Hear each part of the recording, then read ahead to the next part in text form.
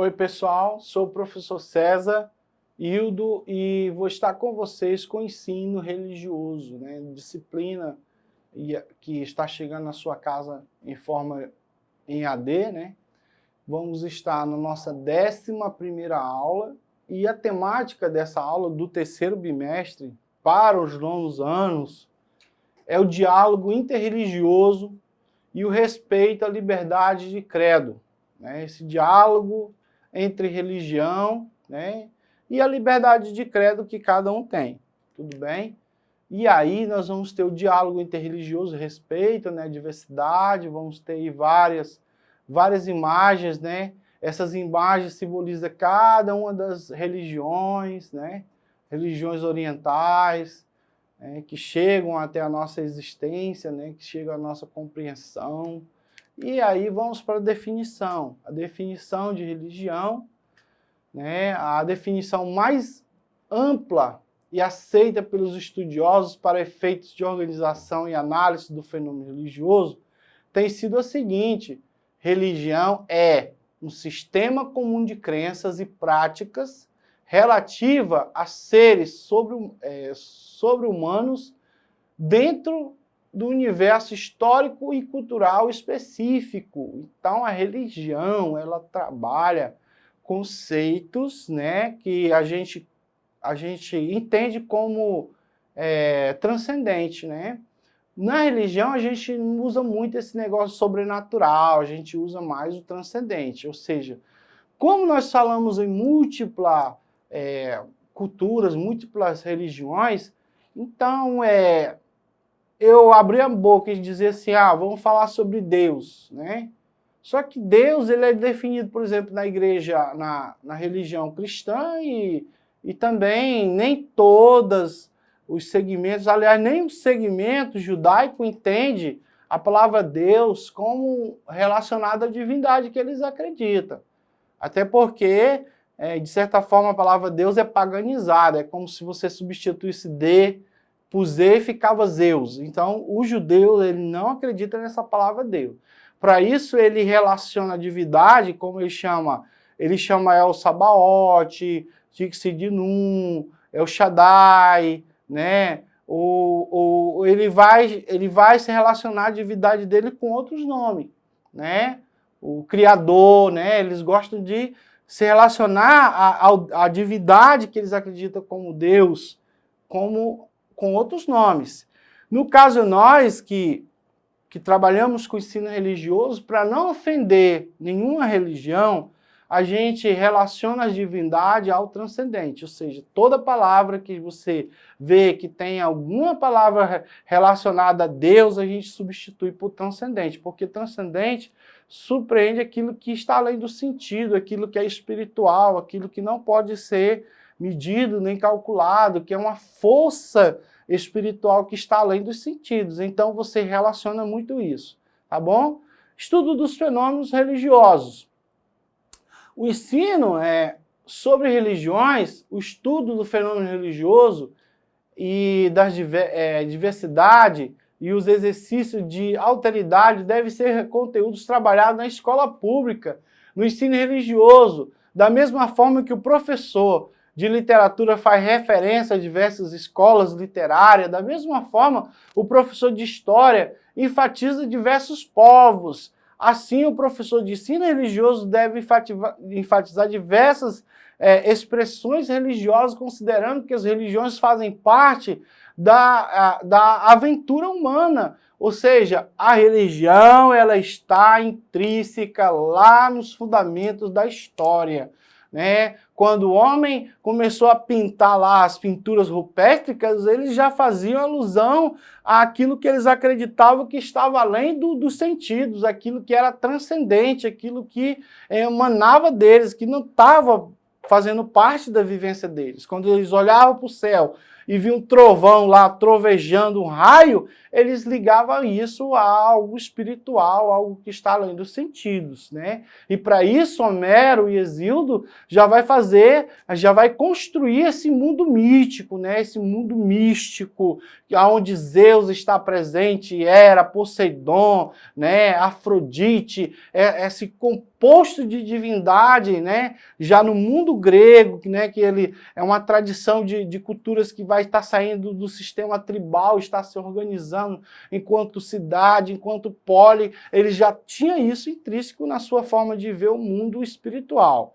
Diálogo interreligioso, né? O reconhecimento da diversidade religiosa que corresponde à variedade humana, significa compreender o lugar igual de cada um no panorama religioso, reconhecendo o outro, o diferente, não como competidor, mas sim verdadeiramente companheiro de aventura existencial, e deste modo permanente e aberto ao diálogo, né? Então, pessoal, o que a gente está querendo falar nesse diálogo é como se eu fizesse parte de uma grande família, que eu tivesse vários irmãos, e cada irmão meu ele tivesse um modo de entender o espiritual, né? E sendo pai sendo filho de um mesmo pai, de uma mesma mãe, é interessante que a gente tem que conviver em família, suportar um ao outro, respeitar a diferença do outro, respeitar o direito do outro pensar diferente, que ele não é obrigado a pensar igual à minha pessoa, e entender que ele pensar diferente é uma parte da condição humana, né? Por ele pensar diferente, acreditar daquele jeito, eu tenho que respeitar ele enquanto ser humano. Eu não posso ir lá degradar, ridicularizar, né? Criar bullying a respeito dele pensar dessa maneira. Então, nesse diálogo interreligioso é o caminho da tolerância, da empatia, né? Do respeito, né? A diversidade, é isso que a nossa Constituição sustenta. Tá bom, gente? Vamos lá? Prosseguir. Próximo, necessidades e práticas do diálogo interreligioso. Nós temos a necessidade, né, de práticas de vivência, né? Práticas são vivências, são convivências, são exercícios de vida diariamente, né? Os avanços tecnológicos da era atual facilitam e tornam urgente a comunicação, né? Hoje nós podemos se comunicar pelo rádio, pelo WhatsApp, pelo Facebook, né? A comunicação, né? A interação. E aí a troca de informações. Dessa forma, estão expostas cada vez mais à diferença cultural do mundo afora. Então, uma coisa é você entender, compreender que você tem informações da sua religião, né, dos seus pais, dentro da sua casa. Uma coisa é você pegar um smartphone hoje e ter acesso a diversas religiões, a diversas culturas, e de repente você vai se questionar, mas Deus não é único? Mas por que lá ele pensa diferente? Aí você vai começar a questionar o mundo. Você vai começar a entender que o seu Deus, que foi dito como único verdadeiro, ele pode se manifestar de diversas formas em vários lugares. E as pessoas, elas acreditam no espiritual, e você vai ter que entender que a realidade da convivência, né, quando você sai dessa bolha familiar, você tem que entender que o mundo é diverso, né, que são compreensões de mundo diferentes, né. E dessa forma, né, vamos lá voltar para o texto, e dessa forma, né, estão expostas cada vez mais as diferenças culturais do mundo afora, né.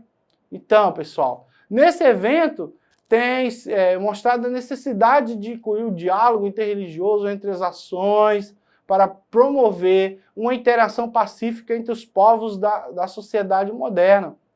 A importância do diálogo interreligioso resiste na Constituição para a promoção da paz, da justiça, do respeito ao direito humano, por ser capaz de proporcionar a oportunidade de debater, né? Vamos dialogar, vamos conversar, que visa a aproximação de diferentes religiões na busca pela paz e do bem comum e pela aproximação entre as pessoas.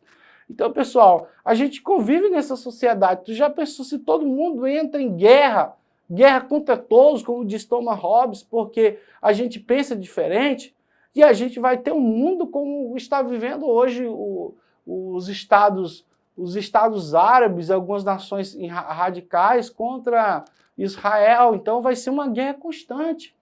Você pensa assim, poxa vida, por que eles não procuram o caminho da paz? Né? Quantas vítimas, quantas pessoas morreram, quantos inocentes já morreram por conta dessa guerra, né? por conta que está fundamentada na religião. Então nós precisamos dialogar. O caminho da paz é esse, é o diálogo, é o respeito, é a resiliência, é a tolerância, é respeitar, suportar, andar junto, né? Entendendo que é diferente. Ainda que garantido pela Constituição Federal o direito à liberdade de consciência e de crença, ainda ocorre no Brasil o preconceito religioso, a intolerância religiosa, devido às faltas de conhecimento da crença dos outros. A função do diálogo interreligioso não é o proselitismo, ou a promoção, divulgação de uma crença, ou servir de instrumento de uma nova religião, mas a fraternidade e a aproximação das diferenças religiosas entre si. Então, pessoal, vocês estão numa escola, nós sabemos que o Brasil foi colonizado pelos católicos, depois veio a grande revolução aí evangélica, a partir de 1912, quando os missionários suecos, né, desceram lá em Belém do Pará e começaram as Assembleias de Deus e outros movimentos batistas, metodistas, começaram a se espalhar. Bem, isso foi positivo, porque as pessoas têm direito de livre credo. Mas o que acontece? O Brasil, por ter essa diversidade cultural de outras religiões, nós temos que entender que o Estado que rege todas essas culturas, que rege todas essas religiões, ele tem uma postura laica, neutra. Ela não vai dizer que a religião A é mais importante, que a religião B é mais importante, mas ela oferta, né, a todos os que estão procurando educação, ela oferta o ensino religioso. E o ensino religioso, ele trabalha a diversidade, ele trabalha o aspecto geral. Ela não vai dizer assim, vamos fazer proselitismo apenas para a religião protestante na escola, vamos ensinar, vamos catequizar, vamos doutrinar os meninos para serem evangélicos, outros só ser católico. Não, vamos abrir aqui uma sala só do pessoal que é da cultura afro. Não. Gente, é multicultural, é diverso, tá? Então, é isso aí. Vamos para o próximo slide e vamos estar falando aí sobre direito à liberdade. É um princípio constitucional, tá? Você vai estar printando aí, ó, direito constitucional, artigo 5º, isso a gente já falou na aula passada, né? O que ela significa, liberdade, o direito de pensar diferente, né? Está resguardado na Constituição, seu grau de importância, o direito inerente à condição humana, tá? Então você vai estar printando, vai estar acompanhando, não vai dar para a gente ler tudo, mas a gente já vai prosseguir aqui para o nosso primeiro exercitando. Tudo bem? Então, nosso primeiro exercitando, vamos ter aí 1 para religião, 2 para fenômeno religioso e 3 para o diálogo interreligioso. Você vai enumerar conforme está descrito aí, você vai fazer a ligação, né? Vai fazer a ligação lógica da numeração com esses enunciados, tudo bem? E aí você vai estar printando, se você quiser printar e mandar para mim, você que é aluno do Berta Vieira, do Raimundo Hermínio de Mello, eu vou estar aceitando isso como atividade feita, tá? Então a questão certa estaria assim. Já na atividade 2 também, você vai fazer a correlação, princípio constitucional para 1, 2, significado e 3, a importância, tá? Então você vai enumerar, vai estar printando também, enviando para mim, você que é aluno do Berta ou do Raimundo Mello, e aí a questão certa vai estar assim. Tudo bem? Beleza? O professor César vai ficar por aqui, agradeço muito a atenção de vocês, ter acompanhado essa aula, 9º ano, tá? 3º bimestre, e aí você vai acessar a plataforma Eduque ou lá no YouTube, Web Aula EAD, e tem acesso a todo o conteúdo. Tchau!